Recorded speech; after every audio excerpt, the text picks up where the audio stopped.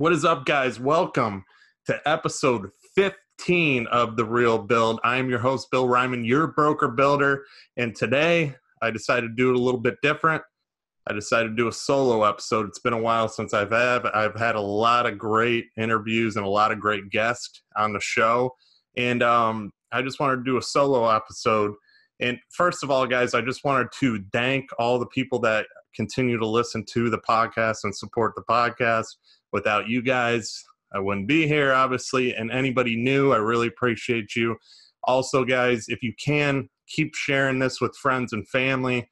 Anybody you know that may be interested in, or if they're looking to build, buy, sell, whatever, that's what this podcast is all about, to deliver the most value to you, the customer, and teach you guys what to look for when buying, building, selling a house, anything to do with construction, real estate. So I appreciate you guys.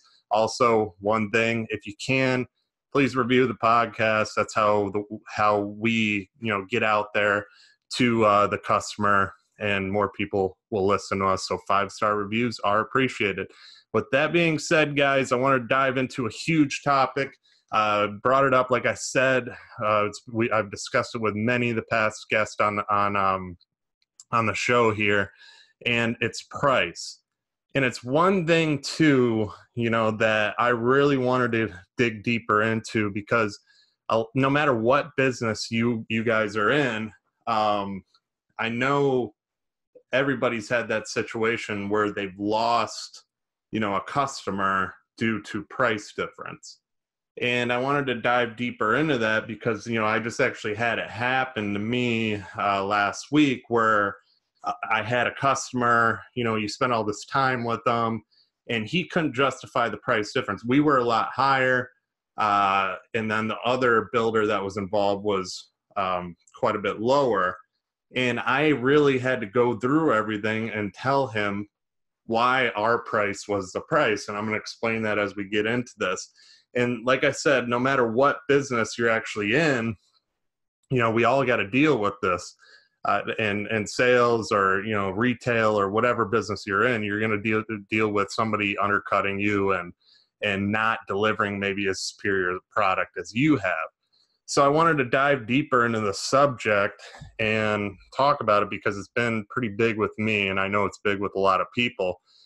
So with construction, a lot of people have unfortunately had to learn the hard way, because cheaper isn't always better, especially in the building industry. And that's what I always teach people, and it's probably in every industry too, is you get what you pay for. You really do get what you pay for. And, a lot of people can't get past the number. So, and it's very risky and such a big investment too, when you're building a house, that you go with the less expensive guy or the cheaper guy. And like, I'll explain the situation that I got into last week. And there was so many things that they were telling me that just didn't make sense to me, but they still went, because there's that gap in between us. So I want to just, kind of go over a few things, when you get a customer looking at, or for the customer, when you're looking at cost, I wanted to kind of point that out to you, what you should be looking for in comparing bids from different builders. If one builder, let's start with this, if the price is dramatically lower, more than likely something is missing. It just doesn't add up.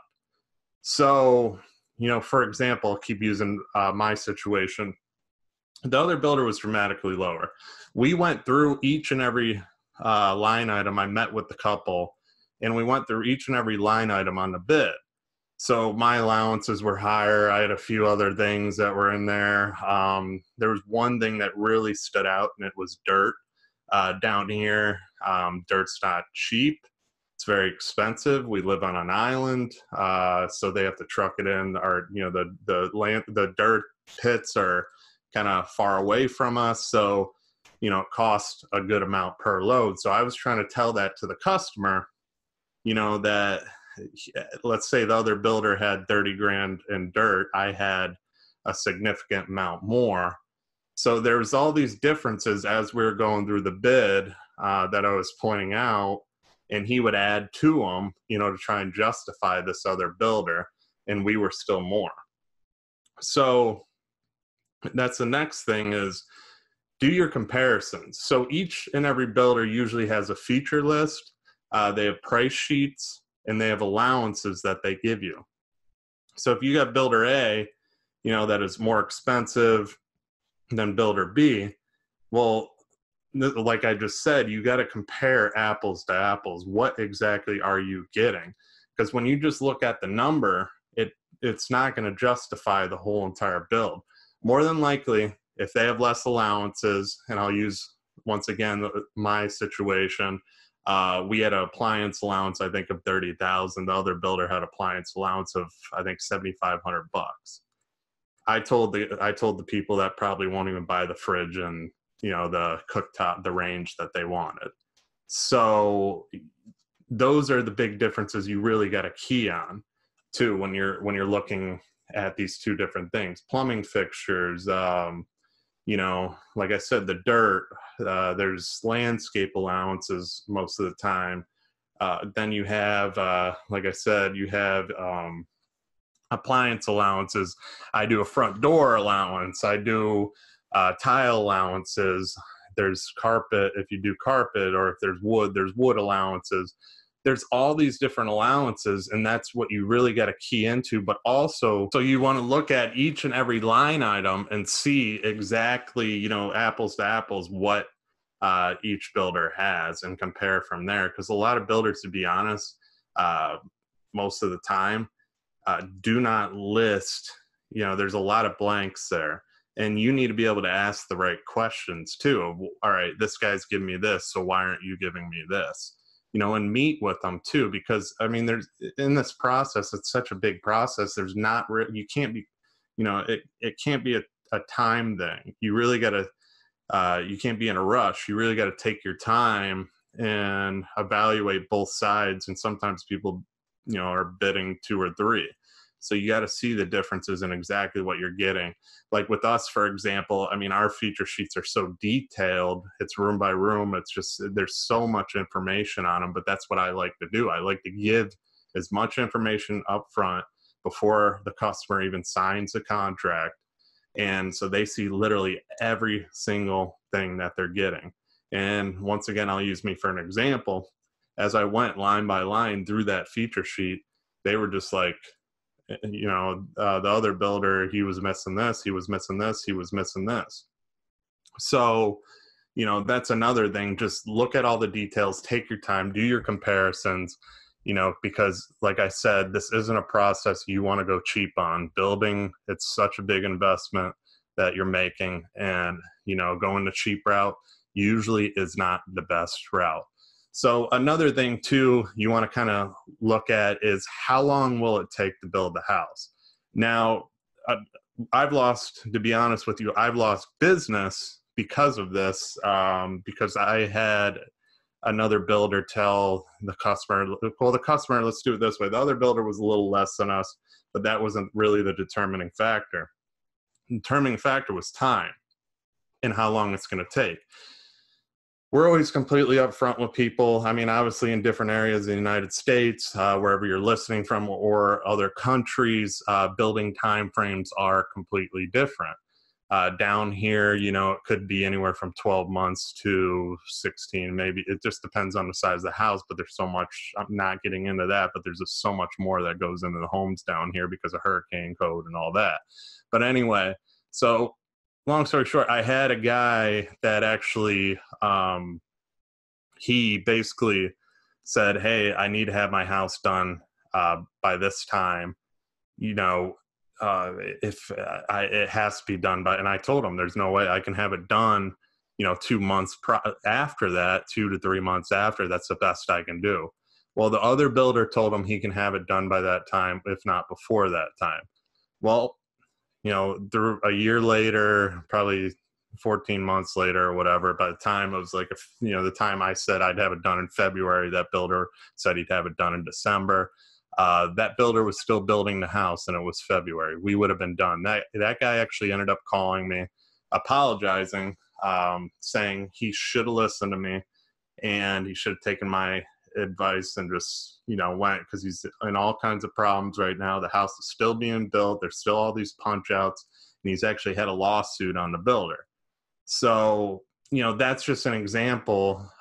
There's a lot of builders out there that'll just try and get business, and they'll lie and say, yeah, I can get it done faster than that guy.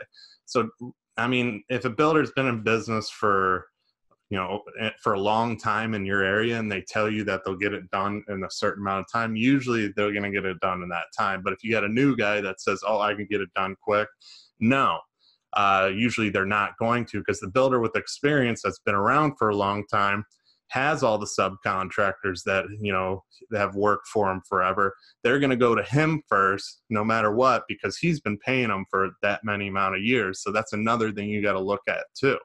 So experience does matter when it comes to this too, because if you got a builder that's been in the business for over 25 years like us down in our area, and then you got a new guy that's been here for a year, done 2 homes, versus us who've done over 200 and something homes, we've always paid our subcontractors like gold. We pay them right away. They do the job right. We pay them right away.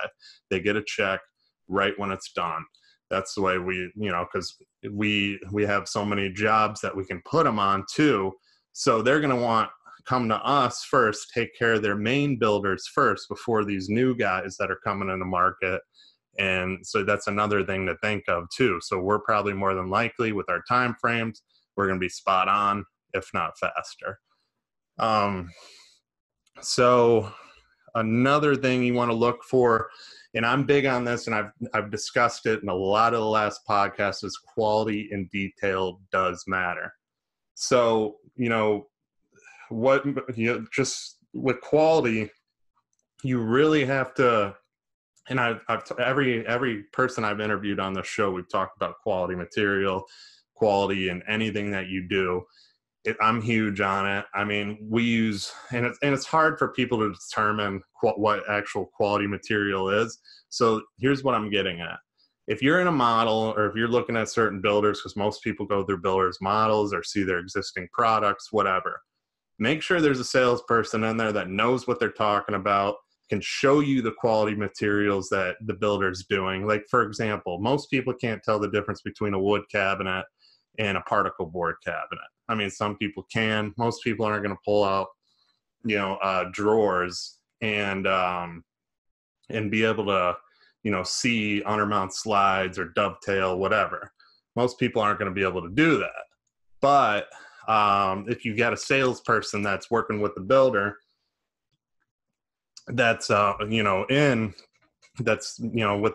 knows construction and knows how things are done, and can show you, quality, and show you, the cabinets, open them, touch them, show you the flooring, show you the doors, that they're solid wood doors instead of hollow core. That's what I always do too. Show you the trim work, that all the joints were glued and all the trims straight and everything's put up. There's no splicing in the trims. Everything's lined up correctly. Nothing's splitting apart. The doors are all lined up correctly. Nothing's crooked. The tile, everything's level. The countertops are upper level countertops. You got better shower glass on showers. The fixtures are upgraded. The appliances are better appliances. There's just so many things that factor into this too, about a quality product and how it's built. I mean, you're using wood for base instead of MDF products that'll swell up if they get wet. There's so many different factors that I literally walk everybody through a house, and then I show them those differences, and that's what I'm getting at. Remember, we're talking about price differences too. So quality does matter. And a lot of the time, to be honest, a lot of the other builders that are lower priced or cheaper aren't putting these quality products in. And if they do, they're going to upcharge you later on. So it all adds up later on. And that's another thing you got to watch for too, is the extras, and let's move on to that. Just, if I'm up front, and the way I try and do my proposals is I try to start at the high end. Maybe it's a mistake on my part, because I know a lot of builders that'll start at the low end, then they make their markups and they make money in the back end. But with me, I'd rather start on the high end, and that's what I always tell all my customers. I'd rather start on the high end, and I'd rather credit you later on than extra the heck out of you as we go through the process. Most people like this. It's because it's later on, we're not in a battle of, all right, well, I thought I got that, or why am I getting charged this much, or this and this, so that's one thing you really got to watch for too. And I'm so passionate about this because it happens all the time. So many people get taken advantage of prior to building because they're looking at the number. You can't look at the number. You really got to just evaluate every single thing. Obviously, the number is important. It's a big investment. People want value. People want, the less price item. That's the way we were built in anything we do. But in this, I'm telling you, it's something you really got to look at is the fine detail, because in the end, you get what you pay for. And I'm going to keep saying that throughout this podcast. So the next thing too, you got to look at too is how the builder is going to follow up at the end of the build. So with us, the punch out process is huge.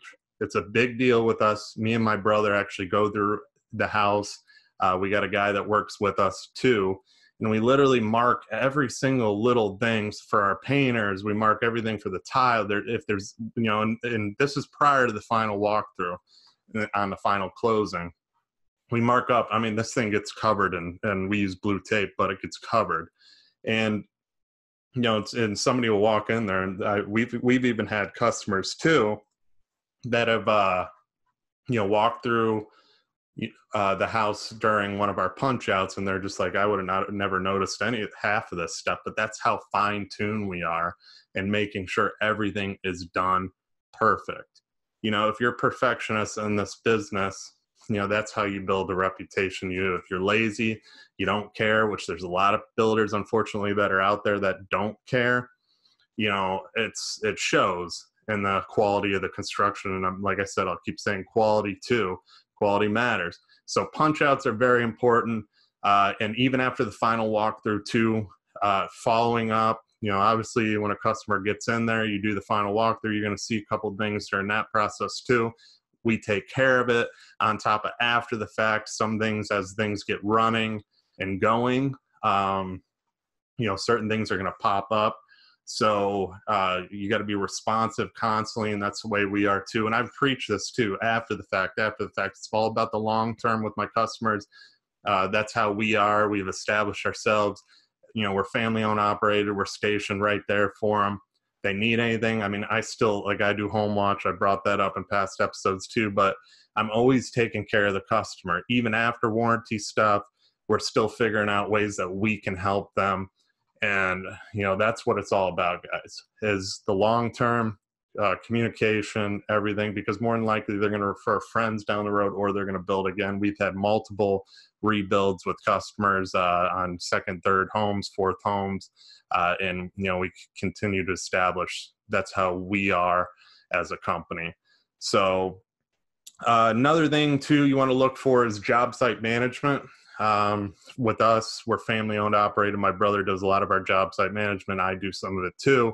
But my brother's always out there. He's just making sure everything's running smoothly. He communicates with me on what's going on the design end of everything too, with blueprints and everything. We're always communicating. We have software that communicates with our customers too, that we're about to put out. But we're taking pictures because most of our customers aren't there. We're always updating them. We're doing walkthroughs with our customers before, big stages of the house, and kind of going through, making sure everything's perfect. If we got to change certain things, I just had one that, a customer wanted on the blueprint, it showed windows. He wants sliders. We're at a stage now, the concrete block was up, but we're going to take that down. We're going to put sliders in. So we're always walking through. We're always catching things. We're always trying to make it perfect for the customer. That's what it's all about too. That's what you get when you pay for a good builder. Next thing, look at their current, look at a builder's current jobs. This is a big one. So, a builder, if they're established, pretty much has a lot of job sites going at once. Down here, we don't take on as much as some of you guys up north or in other areas. I mean, we're doing more luxury homes, so we probably have about 8 to 10 at a time, but obviously we're taking a lot longer to build, and there's a lot more detail going into some of these larger homes. But still, we look at their job sites, go on them. Clean job site's a big deal to us. We make sure every job site is spotless. That's another thing. So walk through them, check them out, be careful. You're not really supposed to be on them. But if you can drive by them, look at them, and see the progress. That's another thing. If there's always subcontractors at a builder's job site every single day, that should tell you something, because as I drive around, and I'm sure it's everywhere, as I drive around, I see a lot of job sites that just sit, and they'll sit weeks at a time at certain stages. That usually means the builder doesn't have the funds, or he's robbing Peter to pay Paul. It's one or the other, because he's got another job going, he's taking funds, putting in another job, and that happens a lot. Just believe it or not, it happens a lot. With us, like I said, I think we have 9 going right now, and they're all moving. They're all at different stages. That's how we like them. It's almost like an assembly line of each house, but they're all moving. There's always a subcontractor at one, and there's always work going on and being done. Next one, and this one's a big one, and I talk about it all the time too, is reputation does matter. A builder forms a good reputation for a reason. And the town we're in, and most towns around, you're going to hear about those preferred builders that have been doing it for a while. And I spoke on this earlier, that reputation does matter because, obviously you get a good reputation for the amount of work that you do. The new guy that's going to undercut the older guy, which is usually the way it works, doesn't have that reputation for him. You don't know how he does his business. And you just have to be careful. If you're interviewing builders, just make sure that they have a good reputation, for building the quality and everything I spoke about. Because most of the time, if they don't have a good reputation, nobody's going to talk about them. With us, I like to give people past customers. I got past customers that allow me to show their houses too. I take people through past customers' houses all the time. Because that's how we kind of work together as far as, it's our customers are almost like our family to us, and, they'll allow me to show houses. I take care of them, and, that's how it should be though. So reputation's huge. The next thing, and I spoke about this on my last podcast with Dan Weiss, is actually connection, having the connection with the customer. So, the way I am, and everybody is in my industry, I mean, no matter what industry, we all want, all the business. It's plain and simple. We all want, if we can get everybody, that'd be great. But we have to face it that we're not meant for everybody. We're not meant to work with everybody, which is fine. My main thing is if I'm bidding against a builder that I know isn't going to put out, the product that I do, that's where, I have the issue. But that's the way I am too, is I never talk bad about other builders, because when you do that, it gets a bad taste in the customer's mouth. You shouldn't do that. They're going to make their choice, and it is what it is. But, connection does matter. If most of the time, the customer's going to connect with you, or you're going to connect with the customer. And when you have that connection, everything flows correctly down the building line. So, throughout the whole entire process, I should say. So when you have good connection, because you're not going to connect with everybody. It's plain and simple. And I mean, the customers aren't going to connect with, they're not going to connect with you all the time too. And if you don't have that good connection, and you do decide to work with each other, usually it's going to be a little rocky going down the path of building. So connection's a big deal too. We're not meant for everybody. Like I said, I'm not going to get every job. Do I want every job? I'd love to. I think we all would, no matter what business we're in. But, I've learned that too, because I haven't gotten them. But, my main thing with this, guys, is, don't look so much at the numbers, evaluate everything, because my job, with our business is to show you why we are superior to that other builder, why our price, and I have to justify our price of why it is different than that other builder. Sometimes it'll work, sometimes it won't work. But if I can sit here, because I'm so passionate about this subject, because I've lost jobs to less expensive builders, and to be honest, guys, too, I'll use this one prime example. I lost a job. There's 3 different jobs to a builder that undercut us dramatically. He undercut us by a good amount. And recently, and it was probably a few months ago, those people, I met with every single one of them. We had a model home, met with every single one of them about building, saw their plans, everything. They chose the other guy that was a lot cheaper than us. They were on the news. And they were on the news because that builder took their money, and they're in lawsuits with them. But the lawsuits, they can't get their money back because the builder doesn't have the money anymore. So that's a prime example too. Just do your research. I'm big on that. Do your research as much as possible, and and evaluate every single thing that you can between the two. Because if there's $100,000 gap, there's something missing. If there's 50,000, there's still a little something missing. If there's 10, okay. It's different in different areas, but just do your research, because coming from the person that is, we are more expensive. I would say we're not the most expensive. We're kind of that in between that delivers quality, delivers a really good product, really good service. Because there's some builders that are a lot more expensive than us, but they don't do as much building. But then there's ones that are a lot less or start a lot less, and I just can't comprehend how they're even paying for their cost on anything or making any money, because we're all in business to make money. That's how it is. But guys, I really appreciate it. This is a big topic for me. It's huge, and I just want people to, the customer, just to know I'm very passionate about that, because when I'm selling our houses, I'm very passionate about our product and the product that we deliver. I'm very passionate about our company and our long term, and as far as how we deliver our product and how we take care of people for the rest of that time they're in that home. And like I said before, I even take care of secondary owners, third owners, because they become part of the Ryman family. And and that's one thing I'm just so passionate about this topic, because it's happened so many times. It continues to happen so many times, and people are getting screwed because they're going with the lower end price. And you just really got to evaluate. I mean, I even have people go with the lower end. They even said our quality was 10 times better, but they chose to go with the lower end because of the price. And I explained it. But like I said, we're not meant for everybody.